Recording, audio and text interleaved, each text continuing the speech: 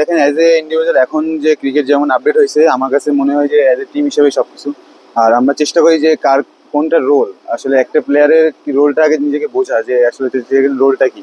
As a ও কেমন, as a opener batsman, আমি as a তিন নম্বর ব্যাটসম্যান, আমার রোলটা কি এটা বুঝতে হবে টিমের জন্য। তো আমরা ওইভাবেই চেষ্টা করি সেটা দেওয়ার।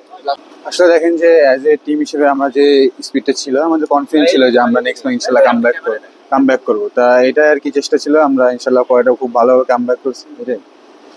ব্যাটিং এ আপনাদের দুজনের দুর্দান্ত একটা কেমিস্ট্রি আমরা দেখতে পেয়েছি।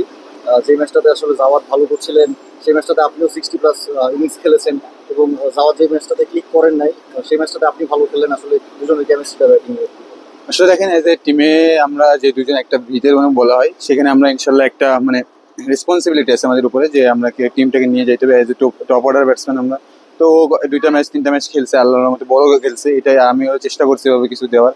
এটাই আলহামদুলিল্লাহ টিমের জন্য যেটা প্রয়োজনীয় সেটাই করার চেষ্টা করছি। যেটা হচ্ছে যে সামনে বাংলাদেশ জাতীয় দলেরও ট্যুর আছে শ্রীলঙ্কাতে। তো শ্রীলঙ্কার কন্ডিশন, উইকেট সব মিলিয়ে আসলে সিনিয়রদের জন্য কি বার্তা নিয়ে আসলে? আসলে দেখেন তারা অনেক ম্যাচ খেলছে এখানে, তারা অনেকে জানে, এবং আমার যেখানে খেলা হয়েছে মেবি এখানে ওনাদের খেলা হয়তো নাও পারে। ওনার যেটা খেলা ওখানে অনেক ইন্টারন্যাশনাল ম্যাচেস, তো ওনারা এগুলো ওখানে খেলছে, এক্সপিরিয়েন্স ভালো। ইনশাল্লাহ এটা ভালো কিছু করবে। কন্ডিশন ইনফরমেশন আসলে অপরচুনিটি চেষ্টা করেছি যে নিজের বেস্টটা দেওয়ার, যেখানে চান্সটা পাই খেলা। তো এটাই। অনেক সময় দেখি যে জামাল অনেক সময় মৌলিক শট করে, ওখান দিকেও তাকায় না। এই জিনিসগুলো আসলে মানে জামাদের এই স্কিলটা আসলে কিভাবে এটা হয়ে যায়। মৌলিক শট আমি নিজের তো ট্রাই করি না, মোমেন্টামে হয়ে যায়। শ্রীলঙ্কায় নিজের পারফরমেন্স যদি মূল্যায়ন করতে বলি, শ্রীলঙ্কা ও নিজেকে আসলে কিভাবে মূল্যায়ন করে? শ্রীলঙ্কায় আসলে টিমের জন্য 2-3টা ম্যাচ মোটামুটি আলহামদুলিল্লাহ ভালো করতে পেরেছি। তো আরো দুই একটা ম্যাচে তেমন করতে পারিনি। তো চেষ্টা করবো সামনে আরো ইনশাল্লাহ ভালো বেটার।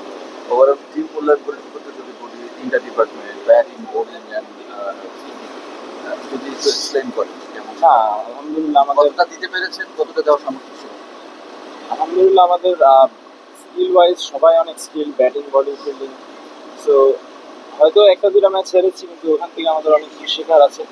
তো এই এক্সপিরিয়েন্সটা ইনশাল্লাহ আমাদের সামনে কাজে লাগবে। আমাদের ভুল থেকে আমরা শিক্ষা নিব ইনশাল্লাহ। উইকেট কম্পারিজন যদি করতে বলি, বাংলাদেশ অ্যান্ড শ্রীলঙ্কা কি কতটা পার্থক্য দেবে? পার্থক্য আসলে ওখানে উইকেটটা একটু গ্রাসি থাকে আর একটু ফাস্ট থাকে। তো মানে স্পোর্টিং উইকেট, পেস বোলিং এর জন্য খুব ভালো, ব্যাটিং এর জন্য খুব ভালো। নেক্সট ওয়ার্ল্ড কাপটা করে আনার জন্য আসলে কি বাংলাদেশ আন্ডার-19 টিম রাইট ট্র্যাকে আছে? না, অবশ্যই দেখেন যে আমরা যেভাবে কত কয়েক মাস ধরে আমরা যেভাবে হার্ডওয়ার্ক করতেছি আমাদের স্কিল ওয়াইজ ফিটনেসের উপরে ইনশাল্লাহ, এবং যেটা আসলে কি একটা প্লেয়ারে যে কাম ব্যাক করতে হবে এটা আমাদের মনে নিয়েছে, তো আমরা চেষ্টা করতেছি আল্লাহ আলহামদুলিল্লাহ। আল্লাহ অবশ্যই বাকিটা ইনশাল্লাহ। শর্টেজ ফিল করছেন ওয়ার্ল্ড কাপ প্রিপারেশন? শর্টেজ আমার মতে যে কোচ সিলেক্টর দেখতে সেখানে কোনটা ঢুকাইতে হবে, ইনশাল্লাহ তারা যেটা ভালো বলে সেটাই নিবে। ইনশাল্লাহ আমরা যেভাবে এখন যেভাবে একটা টিম বন্ডিং হিসেবে আছি, এটা খুবই ভালো। ইনশাল্লাহ দেখে নি ফিউজগুলো ঢোকে তো আমার জন্য ভালো। কন্ডিশন আসলে দেখেন ওখানে সেম ওয়েদার, আমার থেকে একটু গরম এমনই, আর উইকেটও অনেক ভালো ওয়েদার যে পেস বোলিং এর জন্য। ইনশাল্লাহ ভালো কিছু।